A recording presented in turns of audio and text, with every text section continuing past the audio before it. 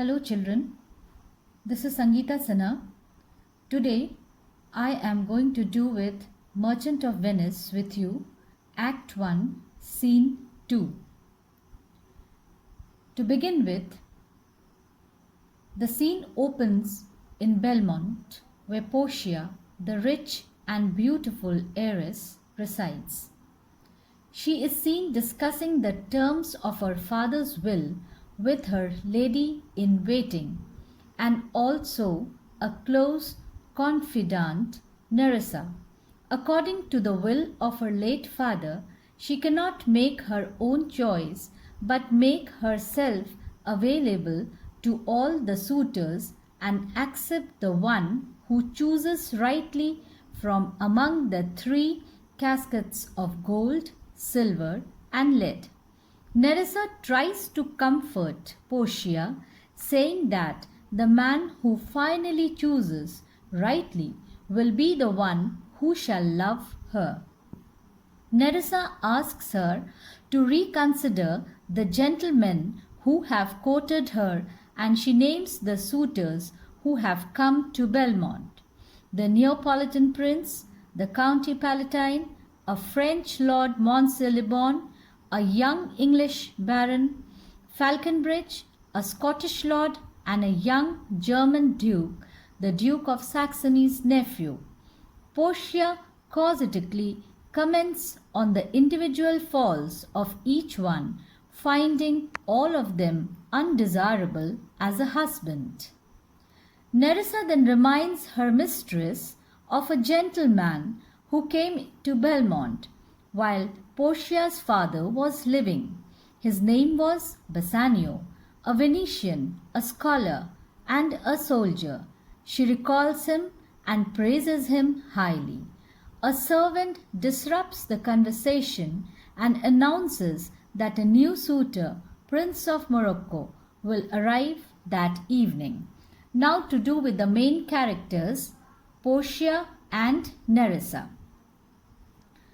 Character analysis. Portia.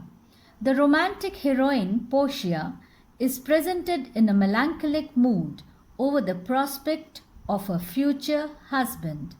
She has a good sense of humor and wittily remarks on the suitors, calling one of them a dumb show, a proper man's picture, etc. She is a very loyal character who obeys her father's will even though she doubts about her future happiness in finding a perfect match. She preferred to live as old as Sibylla and die as chaste as Diana until somebody fulfilled the conditions laid down by her father. Nerissa. The lady-in-waiting, Nerissa, seems to serve as a foil to her mistress by soothing her troubled mind.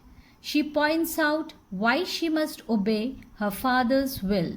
For example, your father was ever virtuous, and holy men at their death have good inspirations. Second, she too was a very witty woman, making some wise remarks. For example, superfluity comes sooner by white hairs, but competency lives longer. Now children, read the extract given below and answer the questions that follow. Portia. Yes, it was Bassanio, as I think. So was he called. Nerissa. True, madam. Now the first question. How does Nerissa describe Bassanio just before this extract? It is of 3 marks. A Venetian, a scholar, a soldier. 3 points, 3 marks. Now the second question. How does Nerissa show her approval of the man? What is Portia's reply to Nerissa? Out of all the men her foolish eyes have looked upon, he was the best deserving a fair lady. Portia replies that she remembers him well and that he is worthy of praise. Now there are 3 points, children, so 3 marks. Now the third question. Who enters now and with what news? A servant, point number 1. The 4 strangers seek for her to take leave, point number 2. There is a forerunner come from a fifth, a prince of Morocco, who brings the word the prince's master will be here tonight. So these are the 3 points, 3 marks. Now the fourth question. What does Portia say for the newcomer? If she could bid the fifth welcome with so good a heart as she bid the other 4 farewell, then she would be glad of his approach. If he had the condition of a saint and the complexion of a devil, she would rather be shrived than be white. So 3 marks, 3 points. Now the last question, you can see children, it is of 4 marks. Name the first 2 suitors. Also state any one feature each for both of them.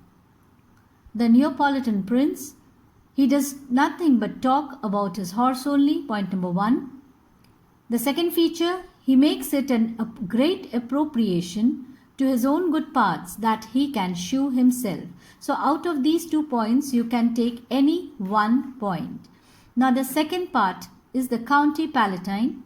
He doth nothing but frowns as he would say, and you will not have me choose. First point, he hears merry tales and does not smile. She fears that he would be a weeping philosopher when he grows old for being so unmannerly. So over here again there are 3 points. You will just take any 1 feature. Okay. So children, the last question is of 4 marks. So the total marks comes to 16. So it's better that you do this question in the copy and revise properly. Good luck. Stay safe.